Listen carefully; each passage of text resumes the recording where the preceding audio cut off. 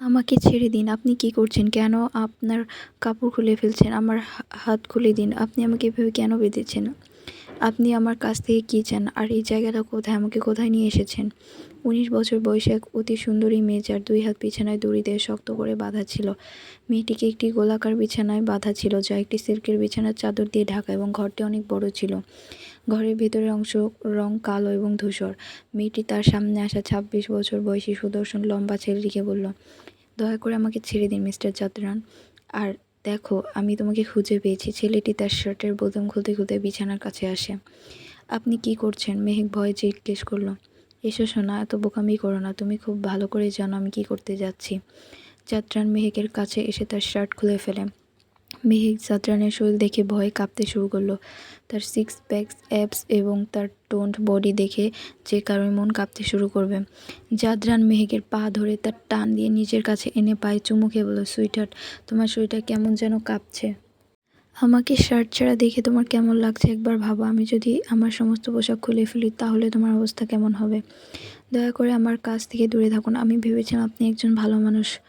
আমি ভাবতেই পারিনি যে আপনি একজন ভালো মানুষের ছদ্মবেশে একটা পশু হয়ে যাবেন। মেহেক কাঁদতে কাঁদতে বলল, হা হা, তুমি আমার ভালোবাসা এবং তোমার সব প্রতি অধিকার আমার কাছে। তুমি আমাকে যা খুশি রাখতে পারো। এখন তুমি আমাকে দানব বা শয়তান যা খুশি বলতে পারো, আমি যাই হই না কেন।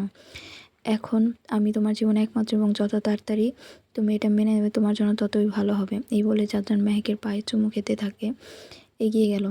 মেহেক দেখে যে তার কাছে এগিয়ে আসছে। জাদরান তার শক্ত হাতে মেহেকের সরু কোমর ধরে। মেহেক খুব দ্রুত শ্বাস নিচ্ছে। কাঁদতে কাঁদতে বলল, দয়া করে কেউ আমাকে সাহায্য করুন। এখানে কেউ আছেন? দয়া করে আমাকে বাঁচান। জাদরান মেহেকের গাল টিপে বলল, আমি তোমাকে বলেছিলাম এটা ইব্রাহিম জাদরানের পৃথিবী। এই বাড়ি, এই সব আমার। এখানে যা কিছু ঘটে আমার ইচ্ছে মতোই ঘটে। তুমি কি মনে করো যে চিৎকার করে কেউ তোমাকে সাহায্য করতে এখানে আসতে পারে? তোমার আওয়াজ কি এই ঘর থেকে বাইরে পৌঁছেছে? তোমার চিৎকার অর্থহীন। মাই লাভ, তুমি যদি আমার সাথে কর্পোরেট করো তাহলে সেটা তোমার জন্যই ভালো হবে। আমি মরে যাব, কিন্তু আমি কখনো আপনার কথা শুনবো না। আমি আপনাকে মোটেও ভালোবাসি না। আপনি আমাকে এভাবে জোর করতে পারেন না। জাদরান হেসে বলল, হা হা, তুমি জানো না আমি এখন কি করতে পারি আর কি করতে পারি না। আর এখন আমি কি করতে চাচ্ছি। তুমি আমার জেদ, তুমি কেবল আমার ভালোবাসা। আমি তোমাকে ভালোবাসি না, আমি আহানকে ভালোবাসি। সে আমার প্রেমিক এবং আমি সবসময় তাকে ভালোবাসবো। মেহেকের মুখ থেকে অন্য ছেলের নাম শুনে জাদরানের রাগ আকাশ ছুঁয়ে গেল। তার চোখ লাল হয়ে গেল। সে মেহেকের ঘাড়ে হাত রেখে বলল, আজ তোমার মুখ থেকে এই নাম বেরিয়ে এসেছে। যদি তুমি আবার কখনো সেই ছেলেটির নাম জিভ দিয়ে নাও তাহলে খুব খারাপ হবে। ছেলেটির কী হবে তোমার ধারণারও বাইরে। তুমি তোমার মুখ থেকে কোনো ছেলের নাম নিতে পারবে না। তুমি কেবল আমার, কেবল আমার। মেহেক রেগে চিৎকার করে বলে, ছাড়ো, আমি কষ্ট পাচ্ছি। আর আহানের কথা বলতে গেলে আমি একবার নয় ১০০০ বার বলবো। আমি আহানকে ভালোবাসি এবং শুধু তাকে। মেহেক তার কথা শেষ করার আগে জাদরান তার ঠোঁটে ঠোঁট রেখে আবেগের সাথে মেহেকের চুমু খেতে শুরু করে। এক পর্যায়ে জাদরান মেহেকের ঠোঁটে কামড় দিতে থাকে। জাদরান মেহেকের দুটি হাত শক্ত করে ধরে বিছানায় চেপে ধরে একইভাবে তাকে চুমু খেতে থাকে। মেহেক জাদরানের শক্তির সাথে পেরে ওঠে না। জাদরান যখন দেখল যে মেহেকের ঠোঁট থেকে রক্তপাত শুরু হয়েছে, তখন মেহেকের কাছ থেকে সরে গেল। মেহেকের অশ্রুসিক্ত চোখের দিকে তাকিয়ে বলল, যদি আমি আবার তোমার মুখ থেকে সেই ছেলেটির নাম শুনি তাহলে মনে রেখো পরের বার চুমুর সময় এর চেয়েও বেশি যন্ত্রণাদায়ক হবে। মেহেক জাদরানকে বাধা দিয়ে বলল, তুমি যাই করো না কেন, সত্যিটি বদলাতে পারবে না যে আমি আহানকে ভালোবাসি এবং শুধু তাকেই ভালোবাসতো। যদি তুমি আমার কাছ থেকে এটা শুনতে চাও তাহলে আমাকে মেরে ফেলো। জাদরান রেগে গেল। মেহেক যা বলেছে তা শোনার সাথে সাথে সে হেসে বলল, আহ, তোমাকে অনেক ধন্যবাদ ডার্লিং, আমাকে এত ভালো একটা আইডিয়া দেওয়ার জন্য। আমি তোমাকে চুমু খেতে এত ব্যস্ত ছিলাম যে আমি এটা ভুলে গিয়েছিলাম। এটা কথা বলার পর জাদরান বিছানায় মেহেকের পাশে আরামে শুয়ে পড়ল এবং তার গালে তার মধ্যমা আঙুল নাড়াতে লাগলো এবং তার ঘাড়ে হাত নাড়াতে নাড়াতে লাগলো। মেহেকের চোখ বন্ধ। জাদরান মেহেকের খুব কাছে গিয়ে নিচু স্বরে, আমি চাইলে মরবো কিন্তু তোমাকে মারবো না, কারণ তুমি আমার জীবনের সেই অংশ যা আমি কখনোই নিজে থেকে দূরে রাখতে পারবো না। ইব্রাহিম জাদরান প্রথমবার কোনো একটি মেয়েকে পছন্দ করেছে এবং কীভাবে সে তাকে এত সহজে ছেড়ে দিতে পারে। জাদরানের কথা শুনে মেহেক অবাক হয়ে তার দিকে তাকাতে লাগলো। তারপর জাদরান মেহেকের গালে চুমু খেলো। জাদরান বিছানার সামনে বড় এলইডি টিভিটি চালু করে এবং সামনে টিভিতে একটি ছেলের ভিডিও চলতে শুরু করে। একটি কালো অন্ধকার ঘর, যেখানে একটি ছেলের হাত পা শিকল দিয়ে বাঁধা এবং মুখ থেকে রক্ত বের, এবং তার চারপাশে দাঁড়িয়ে থাকা সমস্ত লোক তাকে প্রচণ্ড মারধর করছে।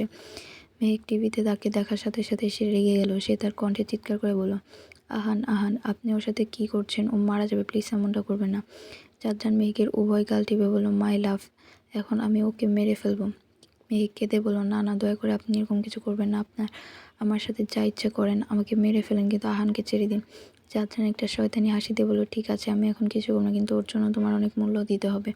মেয়েটি অবাক হয়ে জিজ্ঞেস করলো, কী চান আপনি? জাদরান মেহেকের নাভির চারপাশে হাত ঘুরিয়ে তাকে বলল, শুধু তুমি আর তোমার ভালোবাসা। তুমি ছাড়া আমি আর কিছু চাই না, আমার আর সব আছে। মেহেক অসহায়ভাবে কেঁদে বলল, আহানকে ছেড়ে দিন, সে আপনার ক্ষতি কী করেছে?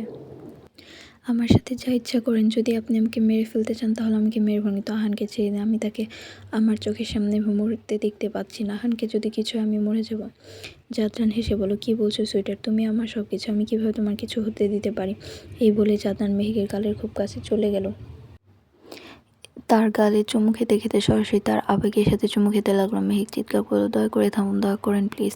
মেহেকের কথা শুনে জাদরান থেমে গেল এবং তাকে চুমু খাওয়া বন্ধ করে তার মোবাইল ফোন বের করে দেবে। এই ছেলেটি মারা না পর্যন্ত মারতে থাক।